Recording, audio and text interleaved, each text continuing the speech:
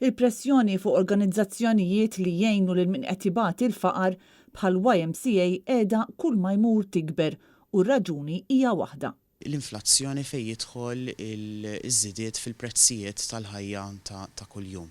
Il-morsa tal-prezzijiet jolew qed tolqot lil ħafna fil-laħam il-ħaj kif spjegana l-kap eżekuttiv ta' YMCA Anthony Camilleri.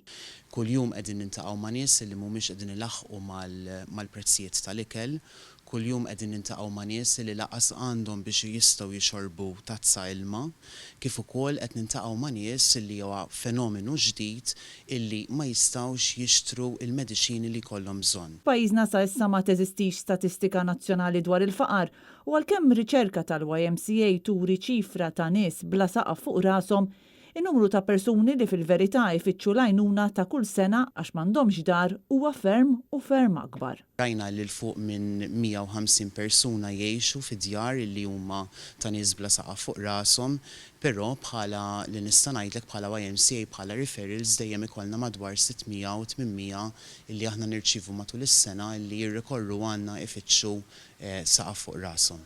Staqsejna lil Camilleri x'jagħmlu meta ma jkunux jistgħu jakkomodaw lil dawn in-nies. Sfortunatament din hija xi ħaġa li tweġġana ta' kuljum għaliex m'għandniex biżżejjed sodod biex inkunu nistgħu nagħtuhom l-għajnuna, naħdmu jitfit mal-gvern, mal-ħaddiema soċjali tal-gvern u nippruvaw li nsibulhom alternattiva għal dak li jkunu għaddejjin minnhom. L-etajiet ta' dawk li qed jispiċċaw bla saqaf fuq rashom ivarjaw b'medja ta' bejn 30 u 50 tifel u tifla taħt il-5 snin li diġà jinsabu bla dar, iżda żgħażagħ u adulti wkoll qed isibu ruhom f'din is-sitwazzjoni. Rajna wkoll fenomenu ġdid ta' nies il fuq minn 60 sena li wkoll qegħdin jispiċċaw bla saqaf fuq rashom. Fl-aħħar xhur kienu bosta l-affarijiet bażiċi u mhux biss li komplew jaraw żidiet fil-prezzijiet tagħhom u diversi organizzazzjonijiet fosthom il-Caritas wissew dwar id-diffikultajiet dejjem jikbru li qed jiffaċċjaw dawk fil-faxxex il-baxxi.